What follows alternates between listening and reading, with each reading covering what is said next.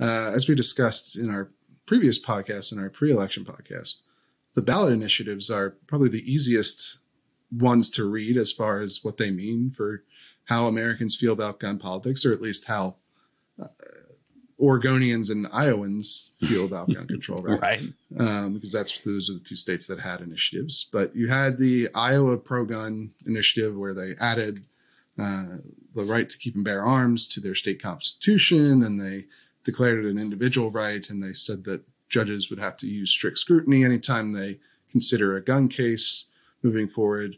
That initiative got 65% of the vote.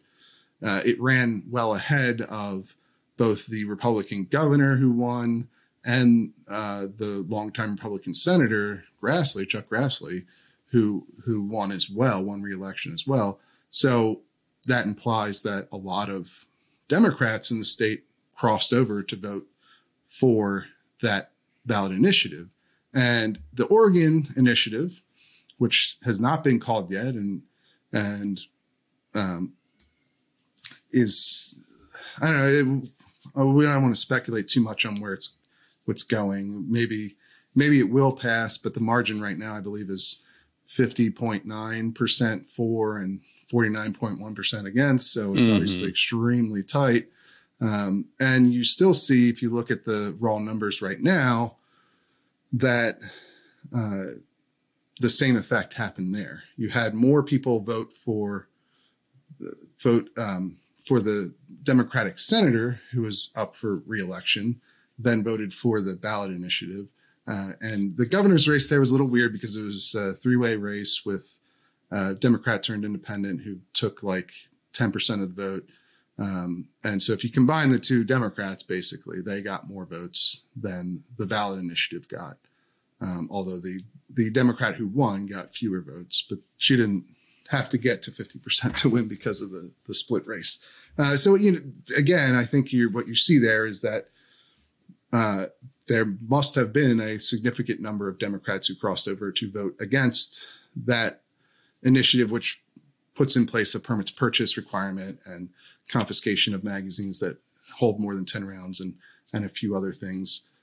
So there appears to have been, in these ballot initiatives, significant crossover votes for the pro-gun position in these races. Yeah, and I want to start with Oregon because to me that's the more interesting of the two. Like, we expected the Iowa amendment to pass. I don't think I thought it'd be closer to 20 points than 30 points, but I think Oregon is one of the great what ifs of this cycle. What if gun owners have been able to put as much money into a public opinion campaign against Measure 114 as supporters were able to put into, their spending? Gun owners were outspent by about 10 to 1 in this race. And as I wrote a story about this for Bearing Arms, the top five donors in favor of the ballot measure were all from out of state. They were either gun control groups or they were, wealthy anti-gun philanthropists from the Seattle area. So there was a lot of out of state money funding this gun control initiative. And there were Democrats in Oregon who voted against Measure 114. And they weren't just rural Democrats. There were some Portlandiers, I guess, who voted against this measure. And I can't help but wonder, like, what would have happened if we had been able to spend a couple of $1 million in Portland, in these suburbs, targeting liberals and pointing out, the disparate harm that's going to be caused by this magazine ban. Do you really want to put a new nonviolent criminal offense on the books when you guys have been when we have been advocating for criminal justice reform for the last 2 years? This takes us away from where we've been wanting to go. If there had been that sort of sustained campaign that could have brought down support in Portland from, let's say, 75% to 70% or 66%, we might be looking at the defeat of Measure 114. And, one of the lessons that I think Second Amendment advocates need to take going forward is that the pro-gun left might be small, but they're there. And when you see these types of anti-gun initiatives run in states like Oregon, we need to figure out a way, I think, to work together.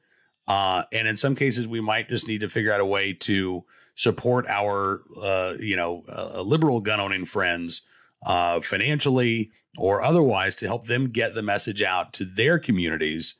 Because in this, politically tribal time, I don't know that a liberal gun owner is really going to listen even to me, right? But they might listen to another progressive gun owner. So if we can start to bolster the pro-gun owning Democrat or the pro-gun owning liberal, I think that's going to be a huge benefit to gun owners, all across the country. And I think what we saw with Measure 114 in Oregon shows that we really do need to take that section of American gun ownership seriously as a political component as well. Yeah, I think that's a really good observation as part of the takeaway here. I would also say that even if we assume that this is going to hold on and pass by 1%, 1.5%, 2%, whatever it ends up being, it's a very small margin in a state like Oregon, which is very deep blue. I think that says a lot in and of itself. I mean, it probably means you're not going to see this sort of effort made in any other state that's even slightly less blue than Oregon. And there aren't a lot of states that are more blue than Oregon. So